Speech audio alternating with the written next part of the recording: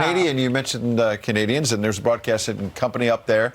A little bit upset, triggered, you might say, about this little cameo from a businessman named Donald Trump before he was president in Home Alone 2. Let's play the clip and we'll talk about it. Excuse me, where's the lobby? Down the hall and to the left. Thanks.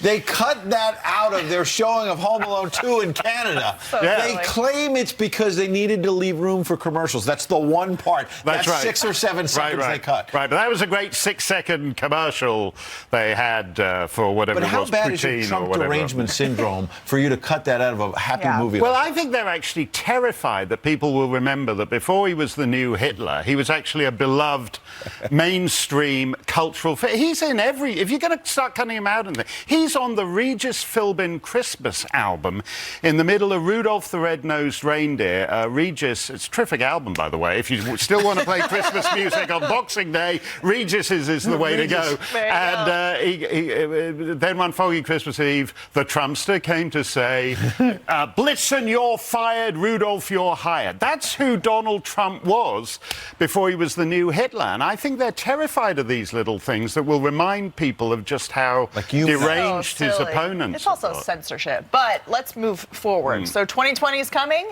which means a brand new decade, and we have tasked you with coming up with some predictions, not just for next year, but for the entire decade. I'm a little bit nervous to hear them, but go for it. Yeah, I think things are actually moving pretty fast. So I think in 10 years' time, according to some of these economic predictions, about a third of all jobs will have been replaced by automation, which means like a really big reconfiguring of what we think the purpose of life. And they're mostly going to be male jobs as well. And generally speaking, having lots of fit, healthy, working-age men with nothing to do is not a great recipe for social tranquility.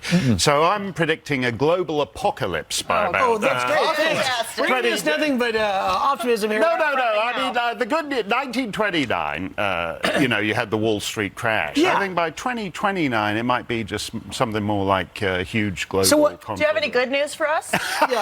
What are we going to call the next decade? Like, will it have a name? Like, we had the Roaring Twenties, right? Yeah, we had. I think it could be Roaring.